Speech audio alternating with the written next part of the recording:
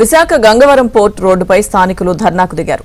Garbage transfer centre ను తీసేయాలంటూ కొన్ని రోజులుగా స్థానికులు డిమాండ్ చేస్తున్నారు. అధికారులు నాయకులు స్పందించడం లేదంటూ ఈ రోజు రోడ్డుపై ధర్నాకు దిగారు. స్థానికుల నిరసనతో వాహనాలు నిలిచిపోయాయి.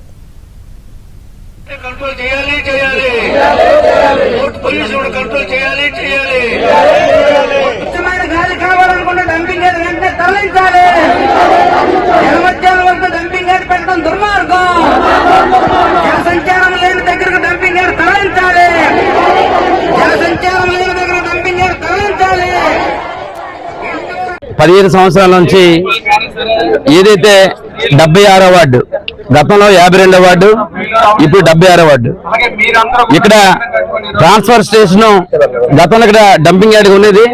దాన్ని ఇప్పుడు ట్రాన్స్ఫర్ స్టేషన్ గా మార్చి, ఆ ట్రాన్స్ఫర్ స్టేషన్ అంటే అర్థం ఏంటంటే డైరెక్ట్ గా వచ్చి ఏదైతే గార్బేజ్ ఉందో గార్బేజ్ డైరెక్ట్ గా అక్కడ ఒక ట్యాంక్ లా ఉంటే ట్యాంక్ లోకి అన్లోడ్ అయ్యి అక్కడి నుంచి ఆ ట్యాంక్ ద్వారా డైరెక్ట్ గా కాపులు పడి వెళ్ళాలి.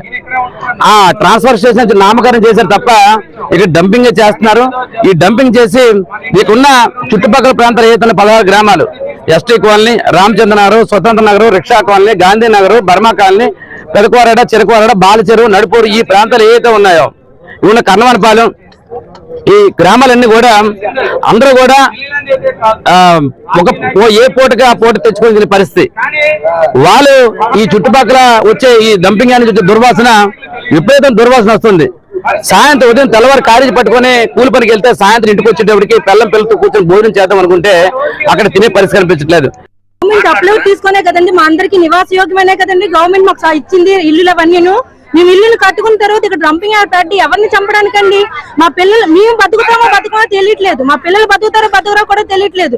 రాత్రి అయ్యేసరికల్లా నైట్ టైం కరెక్ట్ గా వదిలేస్తున్నారండి కంపెనీ అంతటి. మేము భరించలేకపోతున్నాం. మరి ఘోరంగా అసలు ఎలా ఉందని అంటే ఊపిరి తీసుకోలేకపోతున్నాం అన్నమాట. అంత కలుషితం అయిపోతుంది అన్నమాట. గాలే కలుషితం అయిపోతే, ఆహారం కలుషితం అయిపోతే మేము ఇంకొక దగ్గరికి వెళ్ళొచ్చండి. గాలే కలుషితం అయిపోతుంది, మేము ఏం చేయగలమండి? గాలే కలుషితం అయిపోతుంది ఏరియా అంతాను.